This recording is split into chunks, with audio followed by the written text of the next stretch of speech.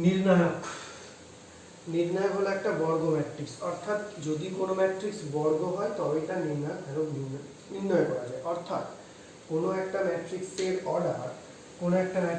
Order যদি 2/2 হয় অথবা 3/3 হয়, তবেই সেই ম্যাট্রিক্সের ক্ষেত্রে তার নির্ণায়ক ভ্যালুটা বার করতে পারি।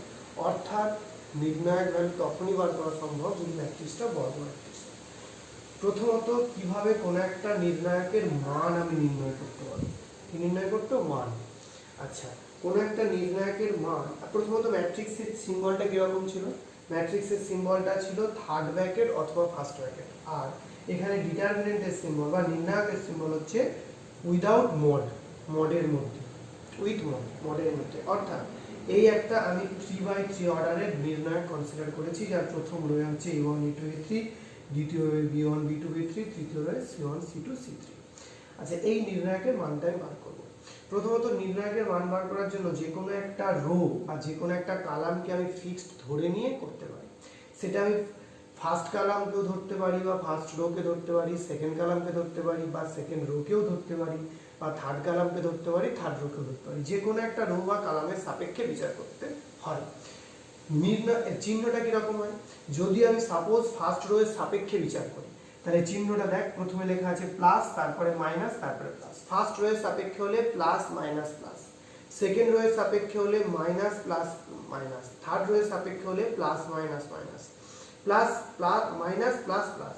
এবার কিভাবে হয়? আমি প্রথমে এটা ফার্স্ট রো এর সাপেক্ষে কনসিডার করেছি। ফার্স্ট রো মানে এখানে কি কি এলিমেন্ট আছে? a1 a2 a3। a1 টাকে আমি কনসিডার করেছি, তাহলে a1 এ কনসিডার করে a1 এর করেসপন্ডিং রো কালাম আমি কেটে দিলাম। ঠিক আছে, কি পড়ে থাকছে? এই জিনিসটা। এবার কোনাকুনি গুণ হয়, দেখ b2 c3 minus c2 b3। ঠিক আছে। আচ্ছা, এরপর আমি কি করব? এরপর হচ্ছে ফার্স্ট রো এর সাপেক্ষে বিচার করছি, তো তাহলে ফার্স্ট রো এর কোন এলিমেন্টটা হবে? এরপর আমাদের আসবে কি? a2 আসবে কি? a2। দেখ, প্রথমে প্লাস চিহ্ন দেওয়া ছিল, কিছু নেই মানে প্লাস, তারপরে কি চিহ্ন দেওয়া আছে? মাইনাস। তাহলে কি নিচ্ছি আমি? a2 লিখলাম। যেটা নেব তার করেসপন্ডিং কালাম আর রো কেটে দেব। ঠিক আছে, কেটে দিলাম। কি বলে থাকছে? b1 c3 minus b3 c1। কি হচ্ছে? b1 c3 minus b3 c1। ঠিক আছে, এরপর আমাদের কি চিহ্ন দেওয়া আছে? প্লাস। নেব কোনটা? a3। কি নেব? a3। তাহলে আমার ছিল এখানে a1 a2 a3। যখনই আমি a3 নিলাম, a3 কে গোল করলাম, তার করেসপন্ডিং রো কালাম কেটে দিলাম। তাহলে b1 c2 minus b2 c1।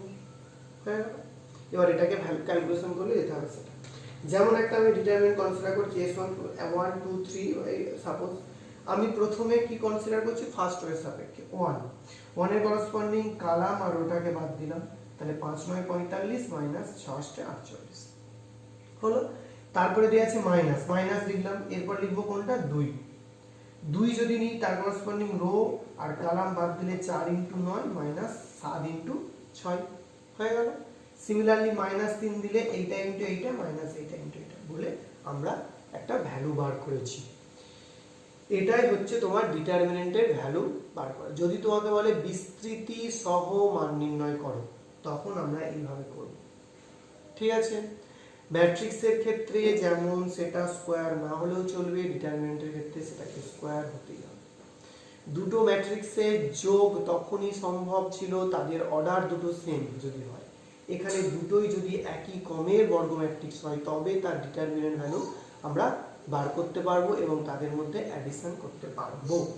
Clear? আচ্ছা, এবার হচ্ছে কোনো একটা কিছু ডিটারমিনেন্টের কিছু কিছু প্রপার্টি আছে। কিরকম কি প্রপার্টি আছে সেই প্রপার্টিটা আমাদের একটু দেখে নেওয়া যাক। কিরকম কি প্রপার্টি আছে?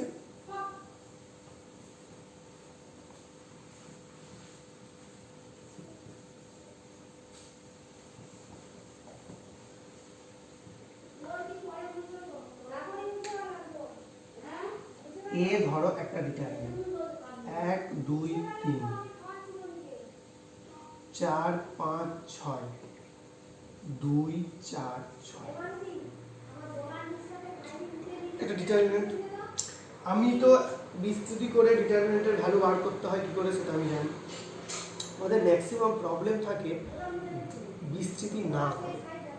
বিস্তৃতি না করে আমি কীভাবে ডিটারমিনেন্ট ভ্যালুটা বার করব, ঠিক আছে। ধরো প্রথমত কোনো দুটো রো, যে কোনো দুটো রো বা যে কোনো দুটো কালাম যদি আইডেন্টিক্যাল হয়ে যায়, আইডেন্টিক্যাল ইন দ্য সেন্স একই যদি হয়ে যায়, একই যদি হয়ে যায়, তখন তার ডিটারমিনেন্ট ভ্যালু হবে 0, ঠিক আছে। আমরা ম্যাট্রিক্সের ক্ষেত্রে কোনো একটা স্কেলার মাল্টিপ্লিকেশন বলতে কি বুঝেছি, কোনো একটা কিছু গুণ করার অর্থ কি, যে প্রত্যেকটা এলিমেন্টকে গুণ করা ম্যাট্রিক্সের ক্ষেত্রে। কিন্তু ডিটারমিনেন্টের ক্ষেত্রে কোনো একটা এলিমেন্টকে গুণ করা মানে কোনো একটা scalar multiplication of A determinant in the sense যে কোনো একটা রো বা কোনো একটা কালামকে গুণ। সিমিলারলি কোনো জিনিস যদি আমি কমন নিই কোনো একটা ডিটারমিনেন্ট থেকে, সেটা কোনো একটা রো থেকে কমন নেবো বা কোনো একটা কালাম থেকে কমন নেবো। এখানে আমি কি লক্ষ্য করছি, দেখ ফার্স্ট রোয়ে লেখা আছে 1 2 3, কোনো কিছু কমন যাবে না। সেকেন্ড রোয়ে লেখা আছে 4 5 6, কোনো কিছু কমন যাবে না। থার্ড রোয়ে লেখা আছে 2 4 6, দেখ এখান থেকে 2 কমন যাবে। যদি 2 আমি কমন নিই, মানে 2 আমি কমন নিলাম, 1 2 3 4 5 6, 2 কমন নিলে 1 2, তাহলে প্রথম রো এবং তৃতীয় রো, এই দুটো রো আমাদের কি হলো আইডেন্টিক্যাল, মানে একই জিনিস হয়ে গেল। তাহলে দুটো রো যদি আমাদের একই জিনিস হয় তার ভ্যালু কত হয় 0। টেক্সট বইটা ভালো করে পড়বি, দেখবি বুঝতে পারবি, ঠিক আছে। আবার ধর এইরকম একটা জিনিস, ধর এ সমান লেখা আছে 1 2 3 4 5 6 2 4 6, এক্ষেত্রে আমি 3 নম্বর কালাম থেকে 2 কমন নিতে পারি। সেক্ষেত্রে 3 নম্বর কালাম থেকে 2 1 2 3 4 5 6, আবার হচ্ছে 1 2 3, মানে এটা হচ্ছে 2 গুণিত 0, মানে কত 0। তাহলে যে কোনো একটা রো বা যে কোনো একটা কালাম থেকে যদি কোনো জিনিস কমন নেওয়ার পর বা নাও কমন নিই, যদি দুটোই আইডেন্টিক্যাল হয়ে যায় তাহলে তার ডিটারমিনেন্ট ভ্যালুটা হচ্ছে কত হয় 0, ঠিক আছে। আচ্ছা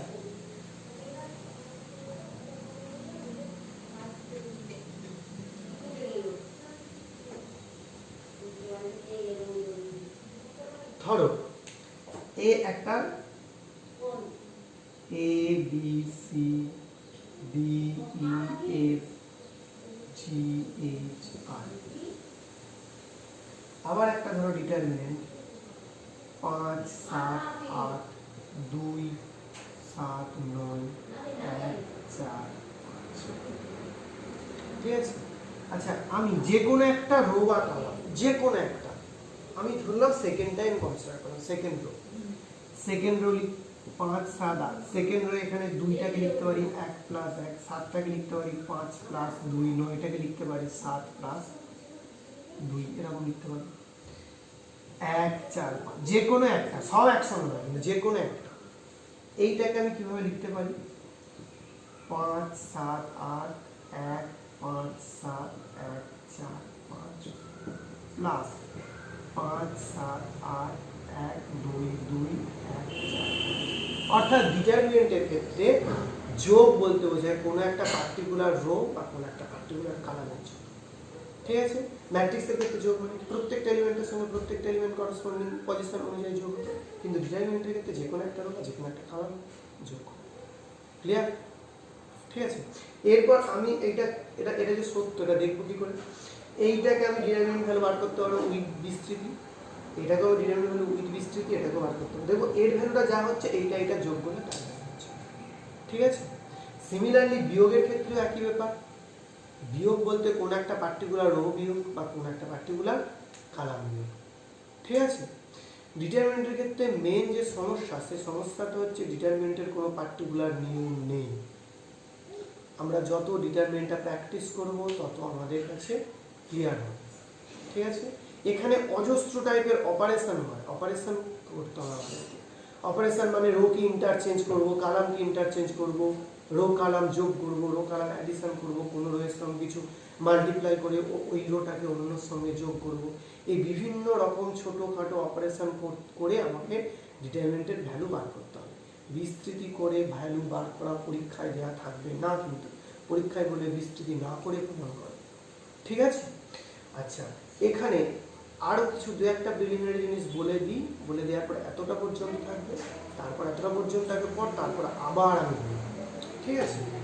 এই জিনিসটা কীরকম হচ্ছে, ধরো কোনো একটা রো বা কোনো একটা কালামকে যদি আমি ইন্টারচেঞ্জ করি, এ সমান দেওয়া আছে A B C D E F G H I, first row second row আমি ইন্টারচেঞ্জ করলাম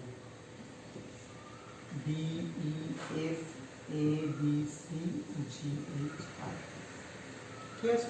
আবার যদি আমি এইটা ইন্টারচেঞ্জ করি তাহলে আবার একটা মাইনাস আসবে D E F G H I A B C, minus minus.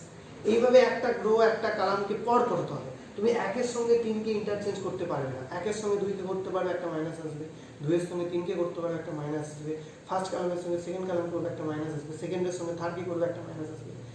একের সঙ্গে তিন এরকম করতে পারবে না।